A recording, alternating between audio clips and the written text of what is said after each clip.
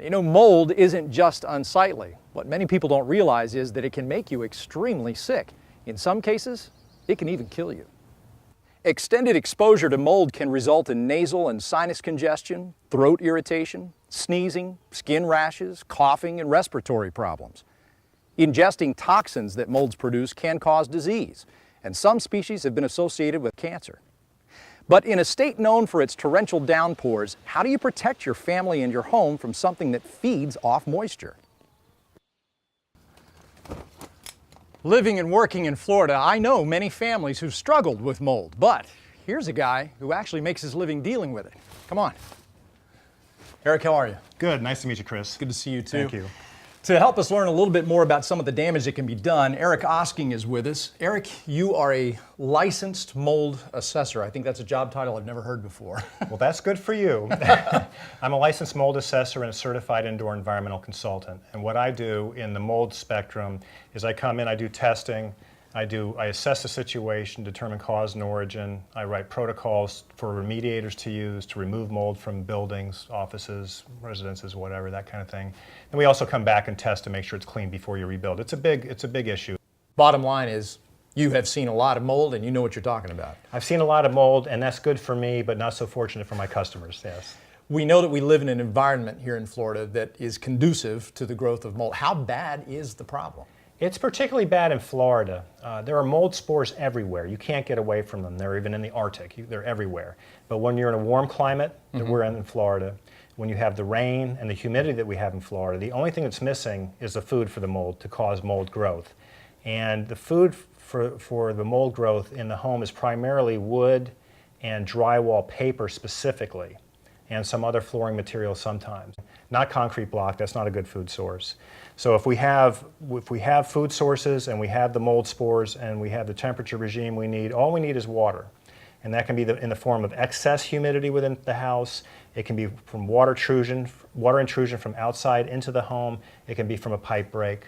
It's not always obvious, though, that you've got that problem. What are some of the signs? Some of the signs are you might see growth that you would think could be mold. You may not know until it's been examined under a microscope. You can't tell for sure, but you might see dark growth or different colored growth at different areas in the home.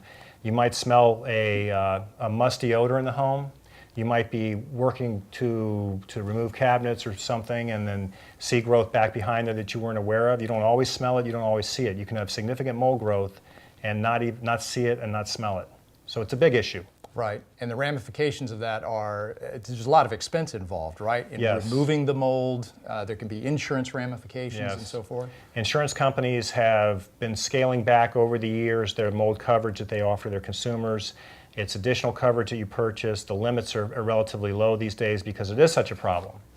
It is a very expensive proposition. And it also hurts home value. It does. It's like any other damage to the home. There is no good mold. People ask, when you identify the mold, is it a good mold or bad mold? There is no good mold. Any mold has to be out of the house. Any excess mold, any growing mold needs to be out of the house. Right. You mentioned food source for mold earlier on.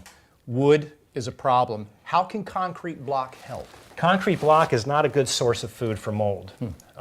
If you have a home that is built with concrete block, you're getting rid of quite a bit of food source, and you are also in a situation where, depending on the coating on the concrete block, it can be very impervious to water and keep growth from happening inside the house from that type of source. For instance, I have a picture here of a recent project we were working on. You can see the mold, what looks like dark growth. That tested to be mold. You don't know until you test it, but that was mold. Right outside this bedroom is a sprinkler head. The sprinkler head was, unfortunately, which happens a lot, was shooting on the exterior of the wall.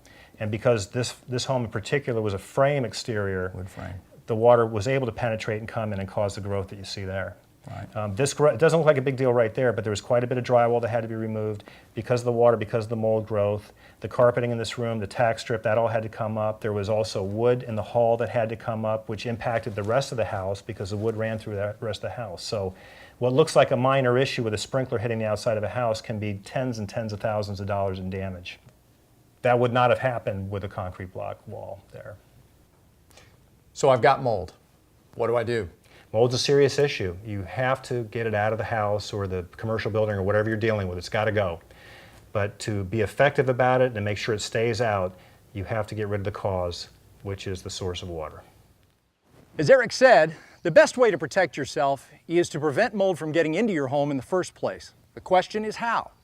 Well, whether you buy or build a new home, you can minimize your risk by using concrete block. Concrete block homes are airtight, and keeping water and moisture out of your home is the key to protecting against mold. Plus, unlike the wood studs, joints, and wall sheathing found in wood frame houses, concrete block doesn't provide a food source for mold, which means mold will not grow on or in it. Be smart. Protect your family and your home by asking for concrete block from top to bottom.